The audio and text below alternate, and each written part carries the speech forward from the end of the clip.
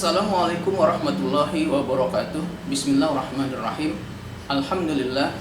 Wassalatu wassalamu ala rasulillah Sayyidina Muhammad ibni Abdillah wa ala alihi wa sahbihi wa mawala. Sahabatku sekalian, sholat sunnah Hari Raya Idul Fitri merupakan sholat sunnah yang dilaksanakan setiap tanggal 1 Syawal. Sholat Hari Raya Idul Fitri ini bisa dikerjakan secara sendirian maupun secara berjamaah.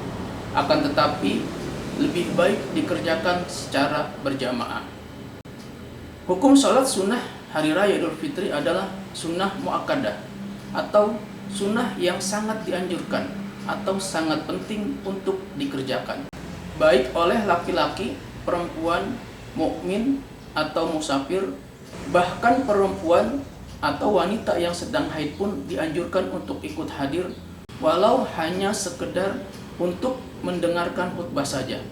Hal ini sebagaimana hadis Nabi. Bismillahirrahmanirrahim. An Ummi Atiyah qalat amarona Rasulullah sallallahu alaihi wasallam an nukhrija fil fitri wal adhal awaika wal huyyada wa zawatil hudur fa ammal haidu fayatazilnas shalah. Yang artinya, dari Ummu Atiyah, ia berkata, Rasulullah Shallallahu Alaihi Wasallam telah menyuruh kami keluar pada hari raya Fitri dan hari raya Haji, supaya kami membawa gadis-gadis, perempuan yang sedang haid dan hamba perempuan ke tempat sholat hari raya.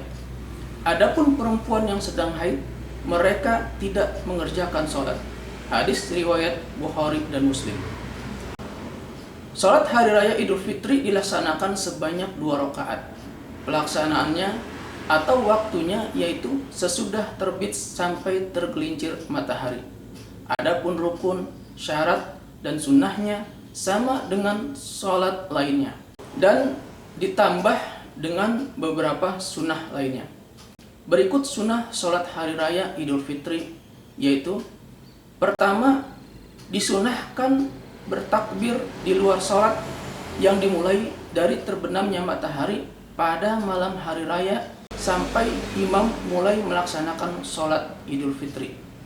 Kalimat takbirnya yaitu Allahu Akbar, Allahu Akbar, Allahu Akbar, La ilaha illallah,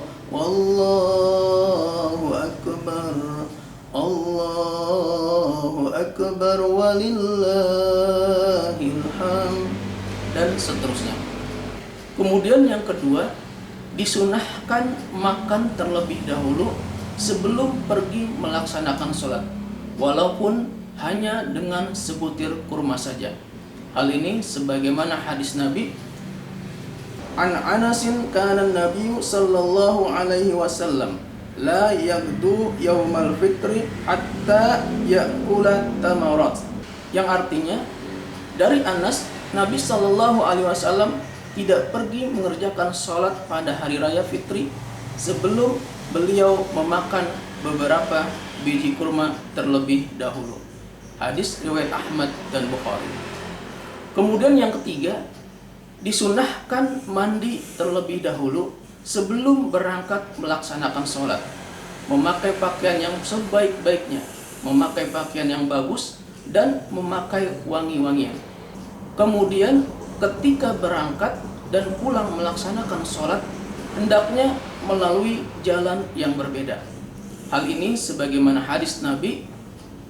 An Hasan bin Ali qala amarona Rasulullah sallallahu alaihi wasallam fil idaini an nalbasa ajwada ma najidu wa an natatayyaba bi ajwadi ma najidu wa an tudhiya bi asmani ma najidu.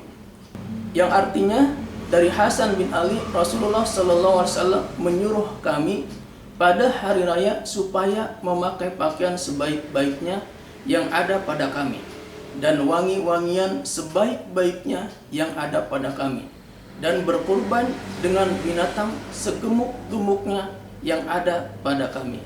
Hadis riwayat Hakim dan Ibnu Hibban. Kemudian sunnah yang keempat yaitu disunahkan dikerjakan secara berjamaah. Kemudian yang kelima, untuk rakaat pertama setelah takbiratul ihram dan membaca doa iftitah bertakbir sebanyak 7 kali, dan pada rakaat kedua bertakbir sebanyak 5 kali.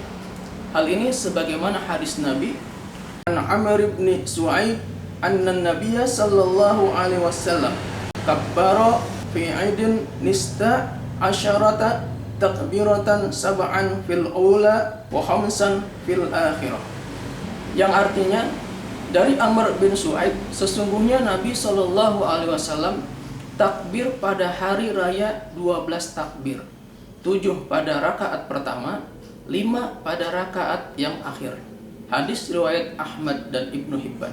Kemudian sunnah yang keenam yaitu mengangkat kedua tangan setinggi bahu pada tiap-tiap takbir. Kemudian di antara tiap-tiap takbir membaca tasbih Subhanallah walhamdulillah wala ilaha illallah wallahu akbar. Kemudian sunnah yang ketujuh yaitu pada rakaat pertama sesudah membaca surah Al-Fatihah dilanjutkan dengan membaca surah Qaf, dan pada rakaat kedua sesudah membaca surah Al-Fatihah dilanjutkan dengan membaca surah Al-Qamar, atau membaca surah Al-A'la pada rakaat pertama dan membaca surah Al-Ghasyiyah pada rakaat kedua. Kemudian sunnah yang kedelapan yaitu untuk imam agar mengeraskan bacaan. Kemudian sesudah melaksanakan sholat dilanjutkan dengan khutbah 2 kali seperti khutbah pada sholat Jumat. Khutbah pertama hendaklah dimulai dengan takbir 9 kali, dilanjutkan dengan puji-pujian seperti mengucapkan kalimat Alhamdulillah. Dan pada khutbah kedua bertakbir sebanyak 7 kali. Dan materi khutbah yang disampaikan hendaknya menyampaikan tentang zakat fitrah. Sahabatku sekalian, demikian tentang sunnah sholat hari raya Idul Fitri. Mohon maaf atas segala kekurangan. Semoga bermanfaat. Wassalamualaikum warahmatullahi wabarakatuh.